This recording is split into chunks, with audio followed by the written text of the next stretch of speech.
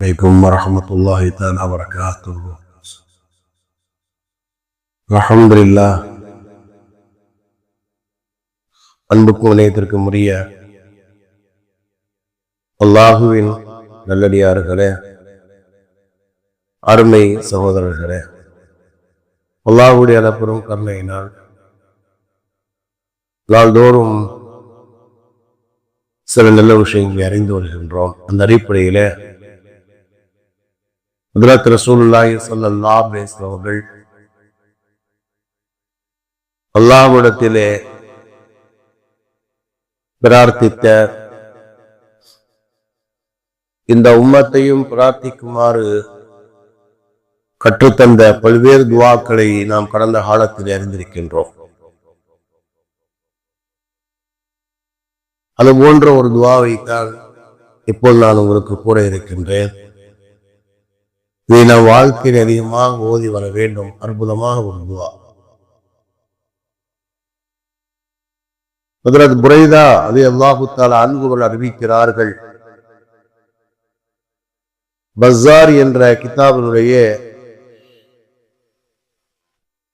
4439வது ஹதீஸாக பதிவு செய்யப்பட்டிருக்கிறது.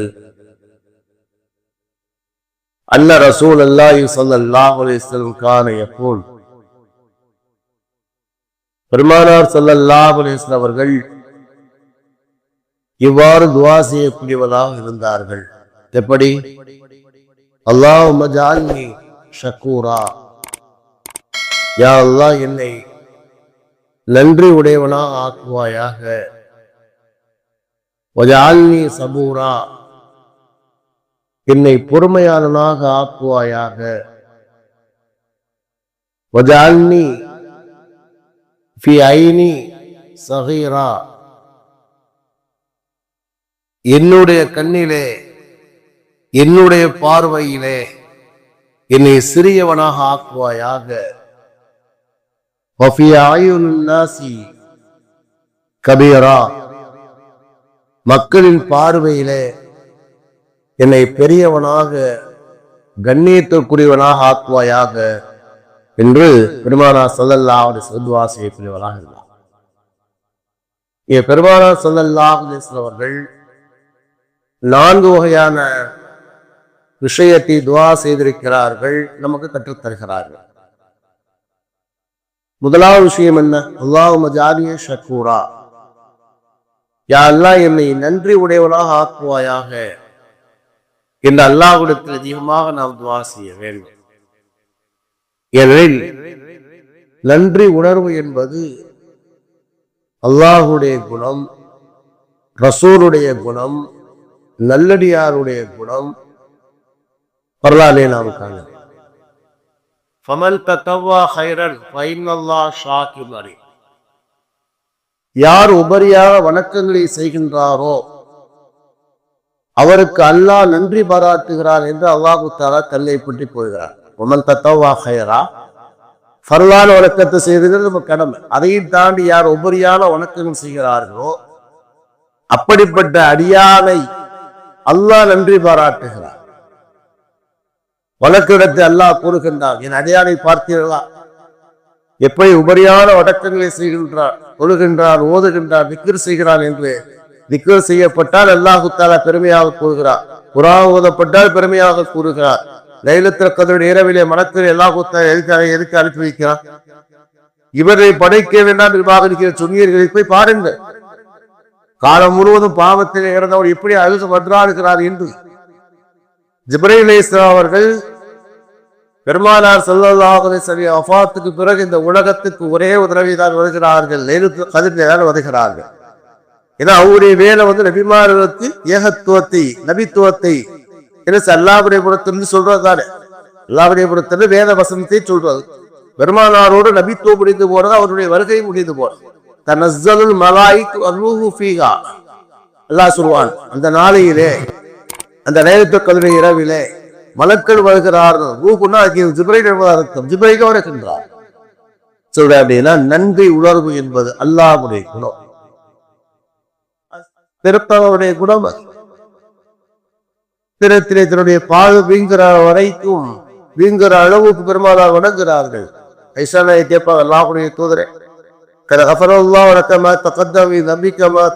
உங்களுடைய முன்பில் எல்லா கூட்டத்தையும் அல்லாஹ் தஆலா மன்னித்து விட்டதாக கூறுகிறார். பிறகு ஏன் உங்களை வருத்தி இவ்வளவு இபாதத் செய்ய வேண்டும், வணங்க வேண்டுவார். பெருமானார் சொன்னார், அஃபலா அகூன அப்தன் ஷக்கூரா, ஐசாவே, நான் அல்லாஹ்வுக்கு நன்றியுடைய அடியானாக ஆக வேண்டாமா?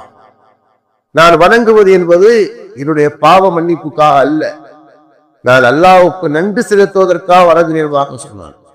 நன்றி உணர்வு என்பது அல்லாஹ்வுடைய குணம், ரசூலுடைய குணம். நம்ம அல்லாஹ்வை கேட்கிறோம், யா அல்லாஹ், காலமெல்லாம் நீ எனக்கு செய்த உபகாரங்களுக்கு நன்றி செய்கிற பண்பை எனக்கு குடியிருப்பதாக, எந்த காலத்திலுமே நன்றி கெட்டவனாக நான் ஆகிவிடக் கூடாது என்று அல்லாஹ்விடத்தில் நேராக கேட்பேன், அதிகமாக கேட்க வேண்டும். சரி, விரிவான செய்திகள் சுருக்கமா அவர் சொல்லிட்டு வந்துட்டே இருக்க. இரண்டாவதாக பெருமானார் கேட்கிறாங்க, வஜால்னி சபூரா, யா அல்லாஹ், என்னை பொறுமையாளனாக ஆக்குவாயா. பொறுமைனா என்ன? அல்லாஹ்வுடைய புறத்திலிருந்து நமக்கு வாழ்க்கையிலே சோதனைகள் வருகிற நேரத்திலே எந்த காலத்திலேயுமே நாம் நிதானத்தை இழந்து விடக்கூடாது, பொறுமை இழந்து விடக்கூடாது.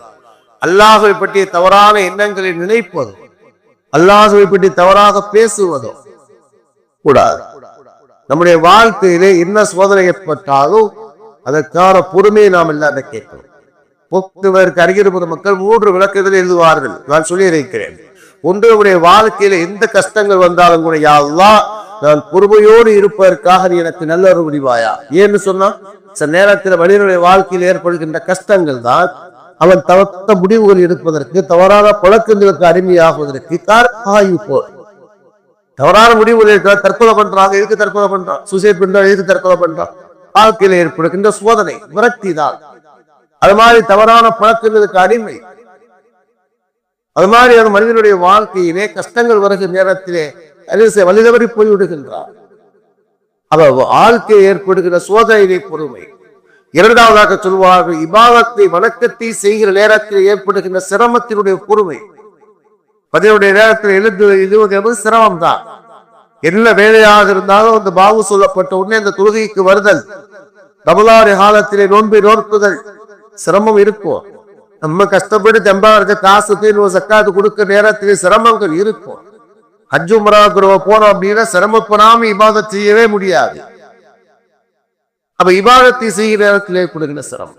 மூன்றாவதாக எழுதுவார்கள், பாவங்கள் செய்யாமல் தன்னை தற்காத்துக் கொள்கிற நேரத்திலே ஏற்படுகிற சிரமங்கள்.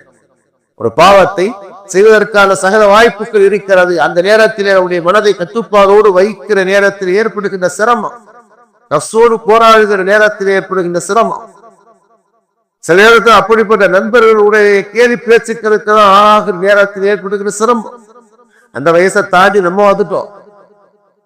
ஆனா அதே வயசுல ஒரு சிறு வயசா தான் என்ன சொல்லுவான் அப்படிங்கிற, அவன் ஒரு தப்பு செய்வான். சரி, டேய், என்னடா பழைக்க தெரியாதவதா இருக்க, இந்த வயசை அனுபவிக்காம இப்பதான் அனுபவிக்கிறது என்பதாக சொல்லுவான்.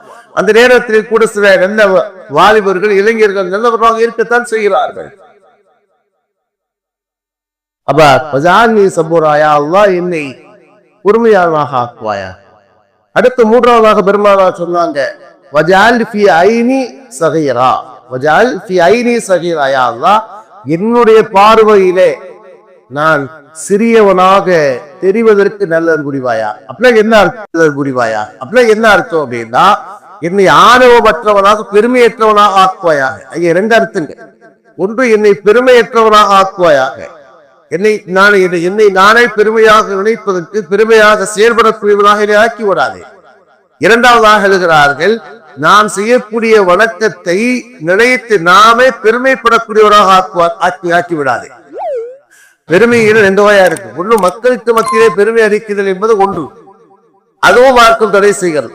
இரண்டாவதாக, நாம் செய்யக்கூடிய வணக்கத்தை அதை நினைத்து பெருமைப்படக்கூடியவராக என்னை ஆக்கி விடாதே என்பதாக. என்று சொன்னால், இப்லீஸ் ஆகிறவள் மனிதனை 2 விதத்திலே கெடுக்கலாம். ஒன்று, வணக்கத்தை செய்ய விடாமல் இருப்பான்.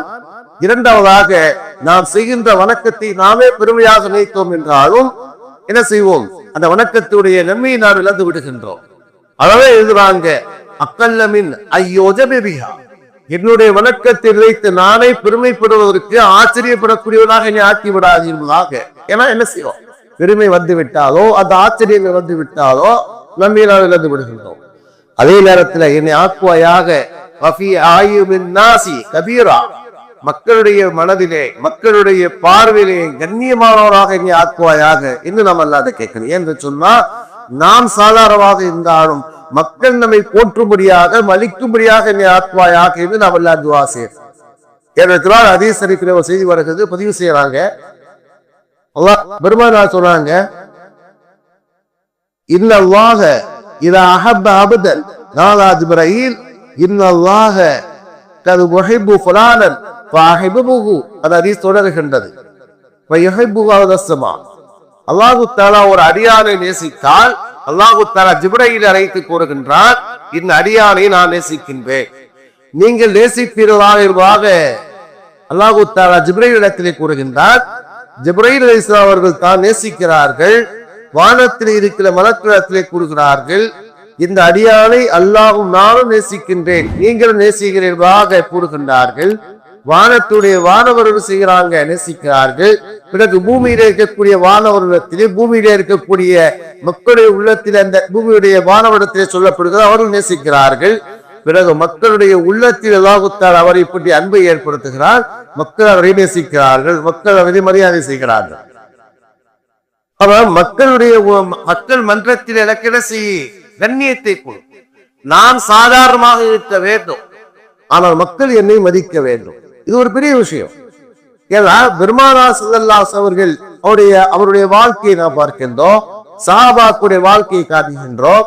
இவர்கள் தாங்கள் சில சின்னாக பணிவாக இருந்தார்கள், அவர் மக்கள் அவரை மதித்தார்கள். பெருமானார் ஸல்லல்லாஹு அலைஹி அவர்கள் அவ்வளவு பணிவானவர்கள். பார்ப்பதற்கு ஒருவர் வருகின்றார், பெருமானாரை கண்டு நடுங்குகிறார். சொல்லுவாங்க, ஏன் பயப்படுறீங்க, ஏன் பயப்படுறீங்க? இன்னமா ஆன இபுனு தாக்குல் ஹதீத் சொன்னாங்க, ஒரு காய்ந்த ரொட்டி உண்ணுகின்ற ஒரு ஏழை பெண்ணுடைய மகன் என்பதாக பெருமானார் சொன்னாங்க. அதே நேரத்தில் மக்களுடைய பார்வையிலே அல்லாஹ்வுடைய பார்வையிலே எவ்வளவு கண்ணியமானவர். அதுல துபரை ஃபாரூக் அவர்கள் அவ்வளவு சாதாரணமாக இருப்பார்கள். எங்காவது பள்ளியிலே படுத்திருப்பாங்க, அல்லது என்ன செய்வாங்க, ஏதாவது ஒரு மரத்தடியில படுத்திருப்பாங்க. ஆனால் அவர்களை கண்ணால் உலகமே நெருங்கியது. அவர்களை கண்டு சைத்தானே வந்து வேறு திசையிலே ஓடினார். இதுதான் சஹாபாக்கள். அபூபக்கர் சித்திக்குரிய வரலாறு அவ்வளவு பணிவாக இருப்பார். அவர் செய்த உபகாரத்தை அல்லாஹ் தஆலா புகழ்ந்து கூட இடத்தை அழுதார்கள். அவரை பற்றி அல்லாஹ் சொல்கின்றார், அவர் அவ்வளவு இரையற்றமுடையவர், தாராளமாக வழங்கக்கூடியவர், ஏழைகளை அடிமைகளின் உரிமை விட்டவர்கள் அல்லாஹ் தஆலா அவரை பற்றி பெருமையாக சொன்னார். ஆனா அவர் சாதாரணமாக இருப்பார், ரொம்ப எளிமையா இருப்பார். வாழ்க்கையிலே இந்த துஆவை நாம் அதிகமாக செய்து வர வேண்டும். யா அல்லாஹ், என்னை உன்னுடைய அருள் குறைகளுக்கு நன்றி செய்யக்கூடியவனாக, உன் புறத்திலிருந்து ஏற்படுகின்ற சோதனையிலே பொறுமையை கடைபிடிக்கக்கூடியவனாக, என்னுடைய பார்வையிலே நான் ஆணவமற்றவனாக சாதாரணமானவனாக, மக்களுடைய பார்வையிலே கண்ணியத்துக்குரியவராக என்னை ஆக்குவாயாக என்ற துஆவை பெருமானார் செய்து வந்தார்கள். நாம் அதை செய்ய விரும்புவதால் இந்த நேரத்தில் உங்களுக்கு சொல்லக்கூடிய அறிவுரை அபிநீத்தவர். இதை கேட்ட மதை கடைபிடிக்கலாம். அல்ஹம்துலில்லாஹி ரப்பில் ஆலமீன். சுப்ஹானல்லாஹி لا إله إلا أنت نستغفرك ونتوب إليك. آمين. سبحان ربك رب العزة عما يصفون وسلام على المرسلين والحمد لله رب العالمين.